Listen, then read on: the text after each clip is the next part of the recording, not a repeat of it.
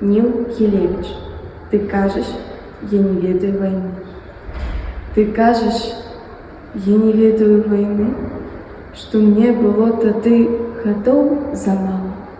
Чаму ж яна забрала мае сны? На ўсё жыццё наперад сны забрала. Чаму ж амаль не кожнай начы я прачынаюся скаваны жаху? Хочу ад смерці лютай уцячы, і стрымгалоў бягу аўсом няжатым. Паўзу гульбянішчам па баразне, да хмызнякоў куляюся па пожні.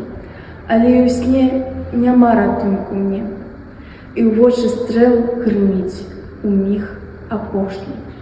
Я ведаю, пазбыцца гэтых сноў не дапаможа мне ніхто на свеце.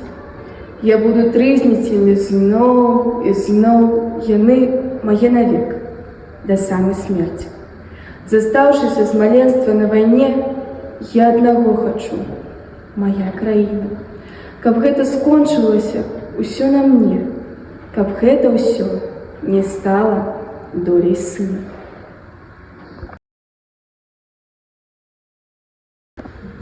Іван Шанетка. Урывак з аповесці «Непаўторная вясна».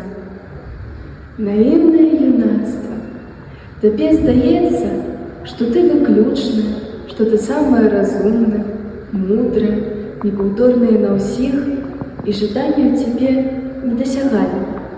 Не адразу да цябе прыходзіць разуменне, што як усе, гэта недакор. Мудрасць, разумнасць і чалавечая вартасць якраз у тым, каб раўняцца на ўсіх, на людзей, на калектыў, на чалавецтва.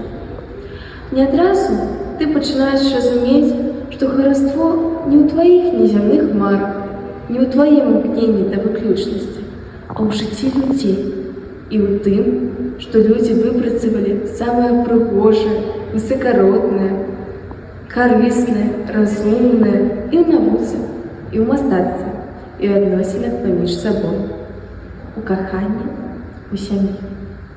З разумення гэтых надзвычай простых ісцін і пачынаецца твая сапраўдная сталасць чалавека. Магчыма, што і Пятроў той дзень зрабіў крок да сталасці, хоць крок той быў нязначны, але шмат значыла ўжо тое, што яго ўпершыню не спалохала думка, што ён разважае, як усе.